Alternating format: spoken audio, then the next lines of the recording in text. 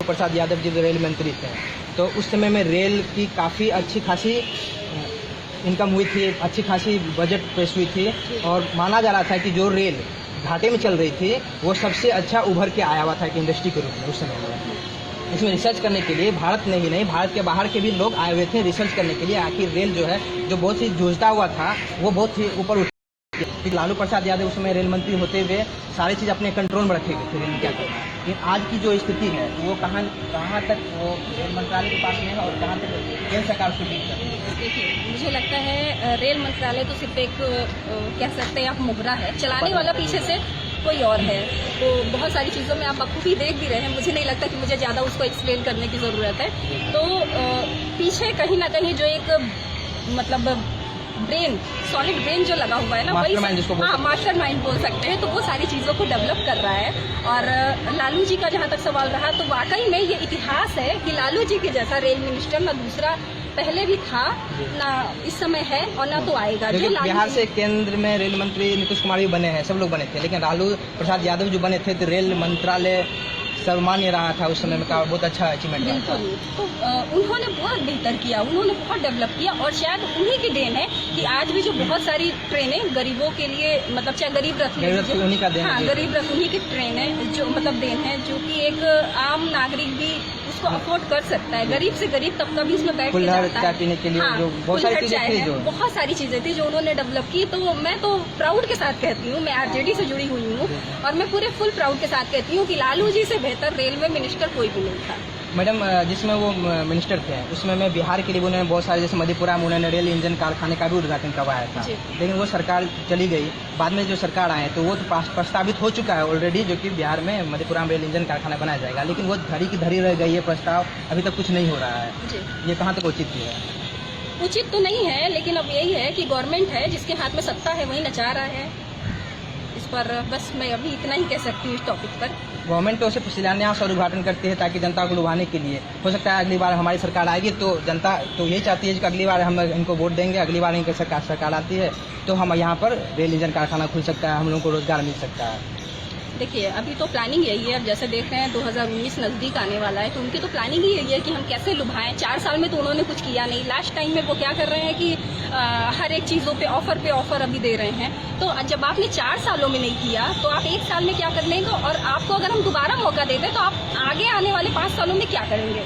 मुद्दे की बात ये है। बहुत सारी चीज़ें थी उन्होंने, जैसे आपका नोटबंदी की, नोटबंदी के बाद भी कितने मजदूर पलायन करने को मजबूर हुए। तो बहुत सारे टॉपिक्स थे। रोजगार की बात करते हैं, रेलवे में जो कि दुनिया का सबसे बड़ा रोजगार देने वाला सेक्टर माना जाता है, रेलवे में अभी भी हजारों ऐसी वैकेंसियां हैं जो खाली पड़ी हुई है। रोजगार के लिए वैकेंसी भी निकली हुई है, लेकिन सबसे बड़ी बात है कि रोजगार मिल कहाँ रहा है, रेलवे बहाल कहाँ कर रही है। रोजगार के लिए एप्लीकेशन निकाला जा रहा है, बार बार कैंसिल हो जा रहा है, एप्लीकेशन निकाला जा रहा है, इंटरव्यू किया जा रहा है, पेंडिंग में चला जा रहा है। इस तरह से देखा जाए तो गवर्नमेंट का जो कार्यकाल होता है वो बीतता चला जा रहा है, लेकिन युवाओं के बीच में लुभाने के लिए दिया जाता है कितना हजारों वैकेंसी, अभी तक बहाल नहीं हुई, बहाल ही नहीं हुई। मैं इस पर यही कहना चाहूँगी कि जब से ये आई हुई है सत्ता में सरकार, तब से देख रहे हैं डमी ही पोस्ट हो रही है। मैं हमेशा एक बात अपने सारे ही पोस्ट में या किसी भी स्पीच में मैं कॉमन बोलती हूँ कि इनकी जो भी योजना है ना, सिर्फ ऑन पेपर ही है, जमीन पर कुछ भी नहीं है। लुभाने के लिए सिर्फ वो लुभाने के लिए कि आप देखो, फिर हमने वोट करो और फिर हम आगे जाकर के आप ही के गले पे बैठ करके छुरियाँ चलाएं। तो ये कंडीशन है इनकी।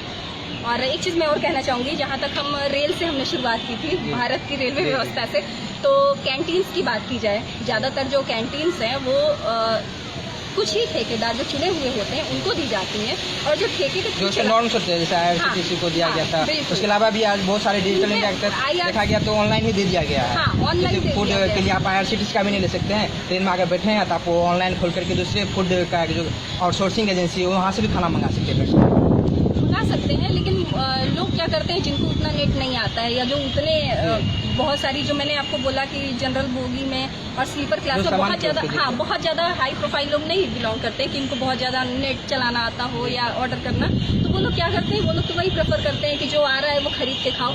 तो उसमें क्या होता है, वो चार्जेबल, जो खाने की लिस्ट में 50 रुपये का खाना दिखाता है उसके लिए वो 100 रुपये 120 रुपये चार्ज करते हैं। अभी मैं खुद 120 रुपये थाली का खा करके आई हूँ, और दाल के नाम पर उन्होंने क्या दिया, मटर की दाल उबाल करके दे दी, और चावल के लिए नाम का वो चावल था, और 2 चपातियाँ थी, पराठे, 2 पराठे थे, तो ये कंडीशन है। और पनीर, हाँ, जहाँ तक शाही पनीर की बात की जाए तो मुझे लगता है इससे अच्छी शाही पनीर पूरे दुनिया में कहीं नहीं मिलेगी जितनी हमारे ट्रेनों में मिलती है।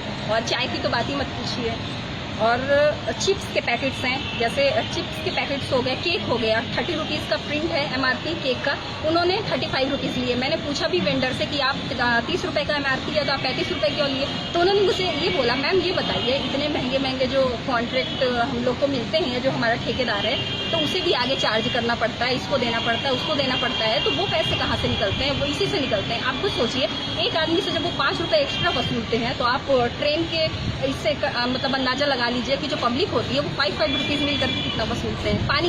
पानी की मैं बात करूँ 5 रुपीज़, विक्रमशिला की मैं बात कर रही हूँ, जो नॉर्म्स जो ऑथराइज रेट है उस रेट से भी ज्यादा, उस रेट से 5 रुपीज़ ज्यादा, 5 रुपीज़, सीधा ही 5 रुपीज़ एक्स्ट्रा।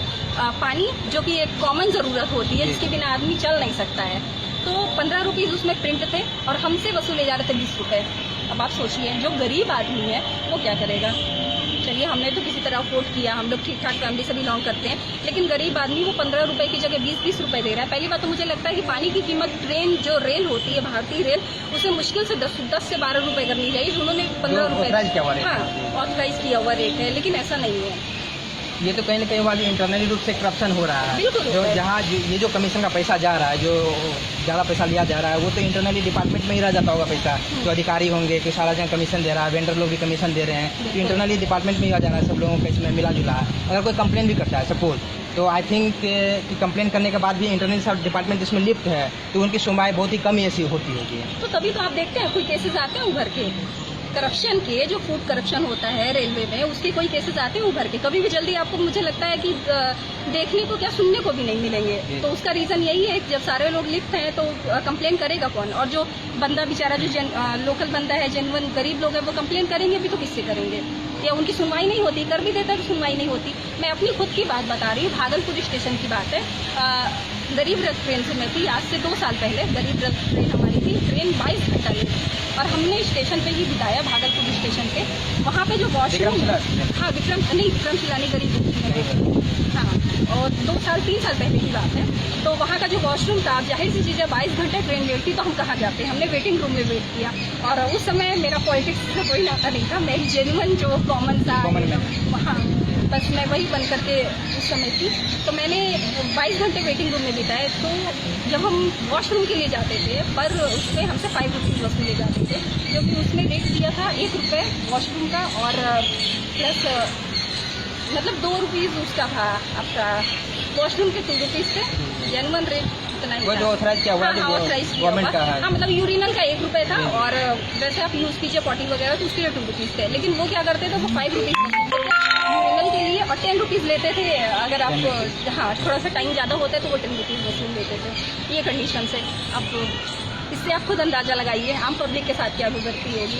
तो इस बार जो मैंने सफ़र किया, या जो मेरा प्लानिंग था कि मैं स्लीपर क्लास से आई, मैं सिर्फ ये देखना चाहती थी कि देखो अभी भी कुछ कितना चेंजेस हुआ, कितना नहीं। ऐसा नहीं है कि मैंने पहले नहीं सफ़र किया, स्लीपर क्लास में किया है, लेकिन तब मैंने एज अ पॉलिटिशियन नहीं सफ़र किया था, एक आम नागरिक की हैसियत से सफ़र किया था। तो इस बार मुझे फील हुआ कि नहीं, मुझे कहीं ना कहीं देखना चाहिए कि जो हमारे वोटर्स हैं, जो हमें बनाते हैं, हम जैसे लोगों को जो खड़ा करते हैं, उन्हें कितनी फैसिलिटी मिल रही है। धन्यवाद मैडम, आपका।